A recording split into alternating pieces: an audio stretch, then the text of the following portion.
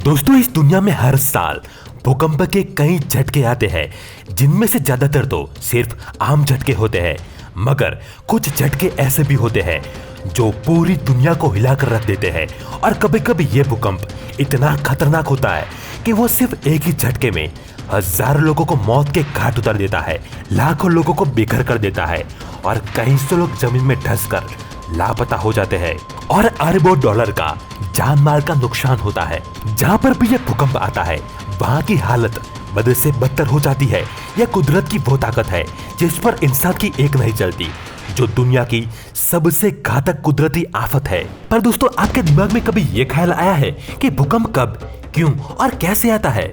नहीं ना? तो चलिए जानते हैं। मगर दोस्तों, शुरू करने से पहले अगर अभी तक आपने हमारे चैनल को सब्सक्राइब नहीं किया है तो अभी हमारे चैनल को सब्सक्राइब कर दे और बगल की घंटी दबाकर ऑल बटन पर क्लिक कर दे। दोस्तों, भूकंप आने के कई कारण होते हैं, जिसमें बड़े एस्टेरॉयड के गिरने से लेकर वोल्केनिक इरप्शन भी शामिल है।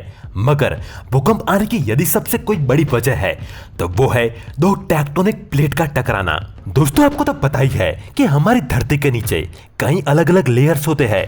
दोस्तों, अभी हम जिस पर खड़े हैं उसको लिथोस्फीयर या फिर टेक्टोनिक प्लेट्स या कॉन्टिनेंटल क्रस्ट कहा जाता है, जिसके ठीक नीचे एस्थेनोस्फीयर होता है, जो कि अपर मेंटल का ही एक भाग है, जो अपर मेंटल के धधकते लावा की वजह से सॉलिड और लिक्विड फॉर्म के बीच वाली स्थिति में होता है। जैसे कि हमारे टूथपेस्ट को ही ले लीजिए, ठीक वैसे स्थिति में ही एस्थेनोस्फीयर होता है। और ठीक यही वजह से हमारी धरती की टेक्टोनिक प्लेट्स इन पर सरकती रहती है, और जब ये एक दूसरे के साथ टकराती है तो वो सबडक्शन जोन बनाती है, जिसको फॉल्ट लाइन कहा जाता है। दोस्तों, ये दो तरीके से होता है, जिसमें दो टेक्टोनिक प्लेट्स एक दूसरे के साथ टकराती है, या तो फिर दो प्लेट्स एक दूसरे से दूर जाती है, और यही जबरदस्त भूकंप का केंद्र होता है, जिसमें एक प्लेट दूसरी टेक्टोनिक प्लेट को नीचे धकेलती है।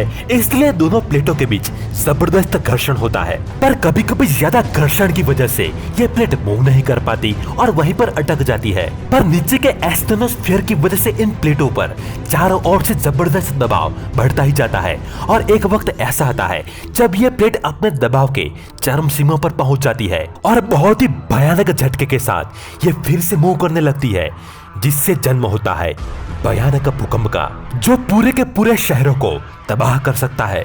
और दोस्तों, जितनी बड़ी यह फॉल्ट लाइन होती है उतनी बड़ी तीव्रता का ये भूकंप होता है। और इस भूकंप की तीव्रता को मापने के लिए रेक्टर स्केल का इस्तेमाल किया जाता है, जिसको साल 1935 में अमेरिकी भूकंप वैज्ञानिक चार्ल्स फ्रांसिस रेक्टर ने बनाया था, जिसमें भूकंप से पैदा होने वाली ऊर्जा हर रेक्टर स्केल पर 31.7 गुना बढ़ जाती है। उदाहरण के तौर पर अगर हम 2 रेक्टर स्केल वाले भूकंप को 1 रेक्टर स्केल वाले भूकंप से कंपेयर करें तो 2 रेक्टर स्केल वाला भूकंप 1 रेक्टर स्केल वाले भूकंप से 32 गुना ज्यादा पावरफुल होता है। वैसे ही 3 रेक्टर स्केल वाला भूकंप 1 रेक्टर स्केल वाले भूकंप के मुकाबले 1000 गुना ज्यादा ताकतवर होता है। तो दोस्तों, इससे आप अंदाजा लगा सकते हैं कि 9 रेक्टर स्केल की तीव्रता वाला भूकंप कितना भयानक होता है। और दोस्तों, जब यह फॉल्ट लाइन से भूकंप पैदा होता है तो उससे 3 तरह के तरंग निकलते हैं, जिसमें पहला है पी वेव यानी कि प्राइमरी वेव, जिसकी फ्रीक्वेंसी बहुत ही ज्यादा होती है, इसलिए इसकी स्पीड भी बहुत तेज होती है। दोस्तों, यह तरंग सेस्मोमीटर पर सबसे पहले रिकॉर्ड किया जाता है। दोस्तों, यह तरंग सॉलिड या लिक्विड किसी भी मीडियम में से ट्रैवल कर सकता है, इसीलिए यह धरती के कोर तक भी पहुंच जाता है। इससे कोई जानमाल का नुकसान नहीं होता और इसी की मदद से हम भूकंप के अलर्ट जारी कर सकते हैं। ये धरती पर किसी स्प्रिंग की तरह ट्रैवल करते हैं, जैसा कि आप यहाँ देख सकते हैं। दूसरा है एस वेव यानी कि सेकेंडरी वेव, जिसकी फ्रीक्वेंसी बहुत ही लो होती है, इसलिए ये प्राइमरी वेव के मुकाबले धीरे चलता है। ये वेव लिक्विड मीडियम में ट्रैवल नहीं कर सकता, जो अपने आगे बढ़ने की दिशा के 90 डिग्री पर मूव करता है, जैसे कि आप यहाँ देख सकते हैं। और जब ये किसी शहर से टकराता है तो वहाँ के लोगों को थोड़ा बहुत नुकसान झेलना पड़ता है, और इसी तरह की मदद से भूवैज्ञानिक भूकंप के केंद्र का पता लगा सकते हैं।